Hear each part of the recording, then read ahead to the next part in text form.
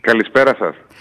Κύριε Χατζικώστα, επειδή έχουμε την 30η Αγκρότικα και ενημερωνόμαστε και για τις δράσεις της δικιάς σας εταιρείας, θέλω να μας περιγράψετε, αν θέλετε και όχι μόνο με αδρές γραμμές, να μπούμε και λίγο στην ουσία της μεγάλης ημερίδας που θα γίνει όσον αφορά τις ευκαιρίες του γεωργικού τομέα από την οικονομία του άνθρακα στην Αγκρότικα. Τα βασικά, ένας βασικός σκελετός για να μπούμε μετά στα υπόλοιπα, έχει να κάνει με την γεωργία του άνθρακα ή αλλιώς την ανθρακοδεσμευτική γεωργία, και τι ακριβώς είναι αυτό? Να ξεκινήσουμε με τα βασικά, κάνουμε τα πρώτα βήματα στο να μάθουμε ποιος είναι ο σχεδιασμός, γιατί αυτά όλα έρχονται σε συνεννόηση με τη νέα ΚΑΠ, με την Πράσινη Συμφωνία. Οπότε, ακριβώς, τι είναι η γεωργία του άνθρακα? Πολύ σωστά το είπατε. Πράγματι, είναι μια μεγάλη ευκαιρία μελλοντική για τον αγροδιατροφικό τομέα και τον αγροτικό κόσμο, που ξεκινάει από τη βασική παρατήρηση που έχει να κάνει με την ικανότητα της γεωργικής γης να αποθηκεύει άνθρακα. Ας φανταστούμε δηλαδή ότι η αγροτική δραστηριότητα, που αυτή τη στιγμή κατηγορείται ή κατά κάποιο τρόπο συμβάλλει στην αύξηση των ρήπων στην ατμόσφαιρα, στην αύξηση των ρήπων του διοξιδίου του άνθρακα, έχει τη δυνατότητα με τις κατάλληλες γεωργικές πρακτικές καταρχήν να δεσμεύει άνθρακα στο έδαφος, και στη συνέχεια αυτό το πράγμα, στο βαθμό που μπορεί να πιστοποιηθεί, να αποτελεί και ένα κομμάτι το οποίο οι αγρότες μπορούν να το χρησιμοποιήσουν είτε για να πουλήσουν δικαιώματα εκπομπών σε άλλες εταιρείες, οι οποίες, π.χ. μια μεταφορική εταιρεία ή μια εταιρεία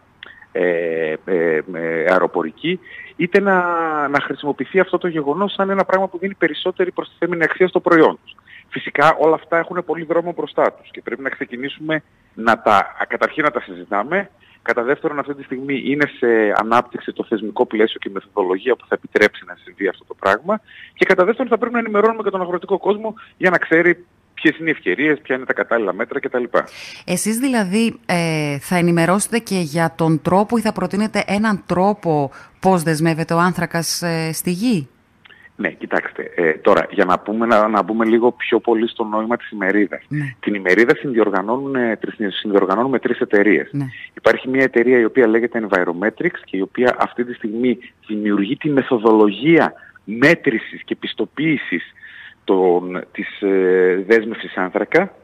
Υπάρχει μια εταιρεία που λέγεται Agroapps, η οποία δημιουργεί τα ψηφιακά εργαλεία τα οποία επιτρέπουν την καταγραφή και την πιστοποίηση της μέτρησης δέσμευσης άνθρακα σε επίπεδο πλέον χωραφιού. Και συμμετέχουμε και εμείς ως Food Scale Hub, που εξειδικευόμαστε στα ερευνητικά προγράμματα της Ευρωπαϊκής Ένωσης και παρουσιάζουμε ποιες είναι οι πρωτοβουλίες που ήδη χρηματοδοτούνται από την Ευρωπαϊκή Ένωση, αλλά και ποια θα είναι οι μελλοντικές ευκαιρίες για χρηματοδότηση, όπου είτε αγροτικοί συνεταιρισμοί, είτε φορείς που ασχολούνται με το αντικείμενο θα μπορούν και αυτοί ανοιχτά να συμμετάσχουν και να διεκδικήσουν κάποια χρηματοδότηση. Θα ήθελα να σας ρωτήσω σε αυτό το σημείο, κύριε Χατζικώστα, επειδή συνομιλούμε πάρα πολύ και με πολλούς επιχειρηματίες, αλλά και με ανθρώπους που ασχολούνται και βγάζουν τα προστοζήν από τον πρωτογενή τομέα. Αυτή όλη η μετάβαση θα κοστίσει στην αρχή, θα κοστίσει σε βάθος ή δημιουργεί ενδεχομένως ευκαιρίες για κέρδος στις επιχειρήσεις του πρωτογενούς? Κοιτάξτε, σε ένα μελλοντικό χρόνο και τα δύο θα συμβούν, αυτά που λέτε. Καταρχήν, οι πρακτικές στις καλλιέργειες οι οποίες ενισχύουν και επιταχύνουν την δέσμευση άνθρακα από το έδαφος είναι γνωστές. Μπορώ να αναφέρω έτσι ενδεικτικά και χωρίς να μπούμε σε πολλές λεπτομέρειες την εναλλαγή καλλιεργειών, επιστημονικά αυτό θα λεγόταν μυψισπορά, τη φύτευση φυτών για κάλυψη του εδάφους, όχι μόνο αυτών των φυτών τα οποία θα συγκομίσουμε, αλλά και άλλων φυτών ώστε να καλύπτουν οι κενοί χώροι στο χωράφι, καλλιέργειες δίχως όργωμα. Αυτές είναι κάποιες γενικές αρχές. Από εκεί και πέρα σίγουρα χρειάζεται, όσο προχωράει το θεσμικό πλαίσιο και η μεθοδολογία, σίγουρα θα χρειαστούν επιπλέον και επενδύσεις στη μέτρηση παραγόντων, στη μέτρηση στοιχείων του εδάφους, και θα χρειαστούν και εφαρμογές οι οποίες τηρούν αρχή από όλη αυτή τη διαδικασία, προκειμένου να είναι πιστοποιήσιμη στη συνέχεια από το σύστημα πιστοποίησης που θα προκύψει. Ο μεγάλος στόχος είναι αυτό που λένε και στα μεγάλα συνέδρια, και όχι μόνο στην Ευρωπαϊκή Ένωση, αλλά και το τελευταίο πρόσφατο που συναντήθηκαν όλοι οι μεγάλοι για το κλίμα, είναι η διατήρηση στον 1,5 βαθμό Κελσίου. Ναι, αυτός είναι ένας μεγάλος στόχος, ο οποίος, όπως καταλαβαίνετε, είναι ένας στόχος ο οποίος δεν αφορά μόνο τον αγροδιατροφικό τομέα, εμπλέκονται το τομέα της ενέργειας, των μεταφορών κτλ. Ένα συνανθήλευα πραγμάτων, ναι, αλήθεια. Ακριβώς. Είναι αυτό, ναι. Απλώς ο αγροδιατροφικός τομέας έχει το εξής πλεονέκτημα, ακούγεται λίγο κλισέ αυτό, αλλά είναι μια πραγματικότητα, να γίνει από μέρος του προβλήματος, να γίνει μέρος της λύσης. Ακριβώς λόγω αυτής των ιδιαίτερων χαρακτηριστικών που έχει η δραστηριότητα της γεωργίας. Δηλαδή, αυτή τη στιγμή χρειάζεται να προχωρήσουν τα βήματα ώστε να προχωρήσουμε σε ένα σύστημα πιστοποίησης που να είναι πανευρωπαϊκά αποδεκτό και γίνονται βήματα, αργά βήματα στην Ευρώπη, ας μην κρυβόμαστε, αλλά γίνονται βήματα. Χρειάζεται σε πολύ μεγάλο βαθμό να δημιουργηθούν και τα αντίστοιχα, ας το πω έτσι, χρηματιστήρια ρήπων. Χρειάζεται να δημιουργηθούν αυτές οι αγορές στις οποίες οι αγρότες θα μπορούν να πουλούν, ή οι αγροτικοί συνεταιρισμοί, οι συλλογικοί τους φορείς θα μπορούν να πουλούν τα δικαιώματα του διοξειδίου του άνθρακα, τον οποίο δεσμεύουν με τη δραστηριότητά του στη γη, για να μπορέσει αυτό το πράγμα να δώσει και επιπλέον εισόδημα και κίνητρο, γιατί το εισόδημα, όπως καταλαβαίνετε, συνδυάζεται με το κίνητρο. Και επιπλέον εισόδημα και κίνητρο στους αγρότες, και θα μπορέσει ταυτόχρονα να δώσει και κίνητρο στις άλλες πλευρές της οικονομίας να ισοσταθμίζουν το περιβαλλοντικό τους αποτύπωμα μέσω της χρηματοδότησης αυτών των διαδικασιών. Αυτή τη στιγμή υπάρχουν εθελοντικά σχήματα στη Γαλλία, για παράδειγμα, που είναι τα πιο προηγμένα, τα οποία όμως λειτουργούν σε εθελοντικό χαρακτήρα και λειτουργούν περισσότερο στο πλαίσιο της εταιρικής κοινωνικής ευθύνης και πειραματικά.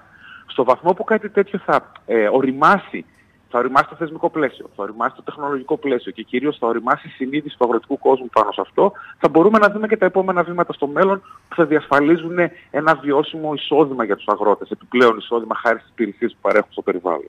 Μου είπατε προηγουμένως ότι εσείς εξειδικεύεστε στα ευρωπαϊκά προγράμματα και θα προσπαθήσετε και όχι μόνο να τα φέρετε σε γνώση, αλλά να μάθει και ο αγρότης που ενδεχομένως πώς να τα αξιοποιήσει μέσα από την εταιρεία σας.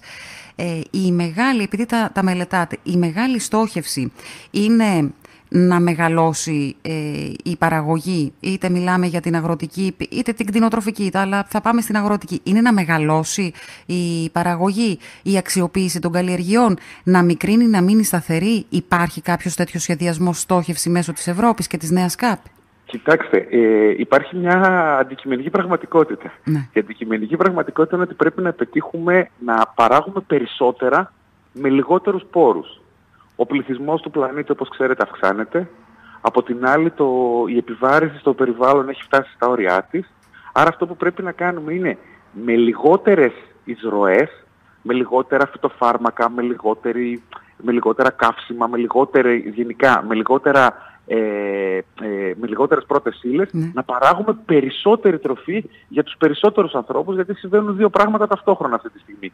Και αυξάνεται ο ανθρώπινος πληθυσμός, αλλά και επειδή αυξάνεται συνολικά το βιωτικό επίπεδο παγκοσμίως, αυξάνεται και η ανάγκη του ανθρώπου για περισσότερη και ασφαλέστερη τροφή. Δυστυχώς μόνο στην Ελλάδα έχουμε το πρόβλημα ότι μειώνεται ο πληθυσμός με το δημογραφικό, αλλά είναι ένα πρόβλημα αυτό, αλλά είναι άλλη συζήτηση που ενδεχομένως να την κάνουμε και μαζί με μεγάλη χαρά, κύριε Χατζικώστα. Αυτή τη στιγμή σε παγκόσμιο επίπεδο πάντως οι ανάγκες, οι διατροφικές ανάγκες μεγαλώνουν. Μιλάτε για τη μεγάλη εικόνα. Ναι. Και στη χώρα μας, αν δείτε, η ανάγκη για τρόφιμα δεν μειώνεται επειδή έχουμε υπογεννητικότητα. Αυτό σημαίνει λοιπόν ότι πρέπει να μπορούμε να παράγουμε περισσότερα. Και πρέπει να το κάνουμε με έναν τέτοιο τρόπο που θα μας διασφαλίζει ότι θα μπορούμε να παράγουμε και στο μέλλον. Υπάρχει, ξέρετε, μια λανθασμένη αντίληψη ότι αν συνεχίσουμε με τον ίδιο ρυθμό θα καταστραφεί ο πλανήτης. Ναι. Η αλήθεια είναι πως το πιθανότερο είναι να καταστραφεί η ύπαρξη του ανθρώπου πάνω στον πλανήτη και όχι ο ίδιος ο πλανήτης.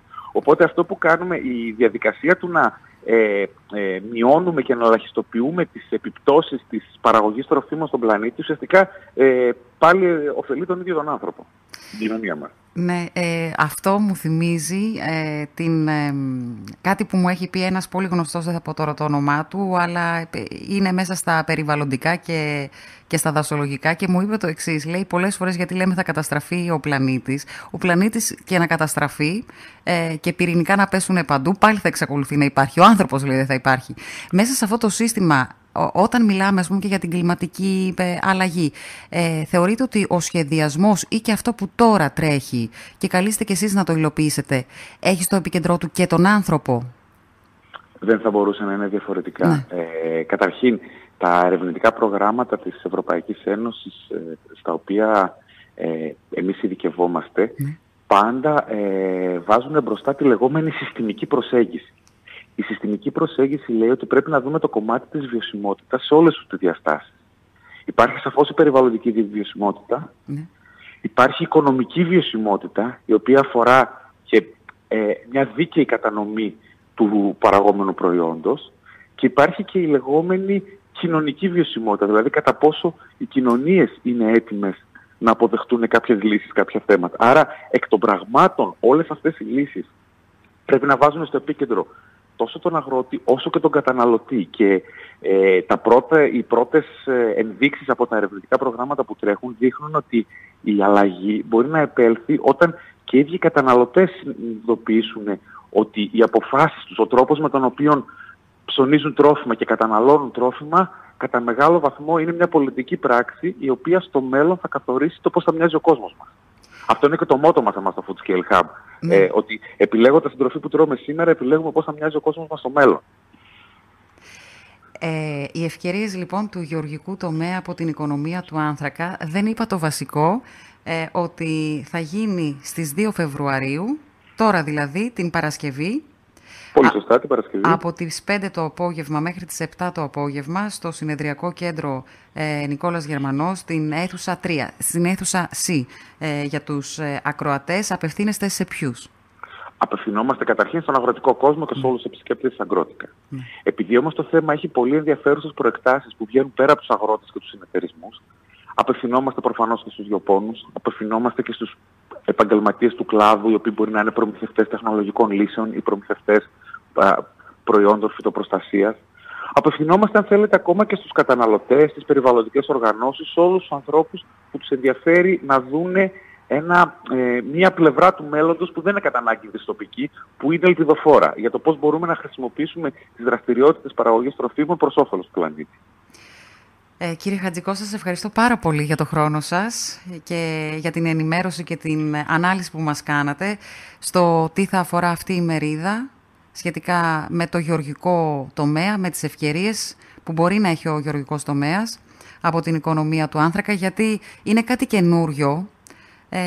Οπότε όλοι είμαστε κάπως επιφυλακτικοί και εσείς που είστε ειδικοί, καλό είναι να μας ενημερώνετε πάνω σε αυτά και να ενημερώνετε φυσικά και τους ανθρώπους τους άμεσα ενδιαφερομένους, όπως είπατε, στους οποίους απευθύνεστε του αγροτικού τομέα, αλλά και τους υπολείπους. Δηλαδή, γιατί είμαστε όλοι μία κοινωνία και όλοι δενόμαστε.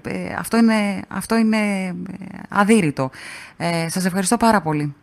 Σας ευχαριστώ εγώ. Να είστε καλά, γεια σας. Καλή συνέχεια. Καλή συνέχεια.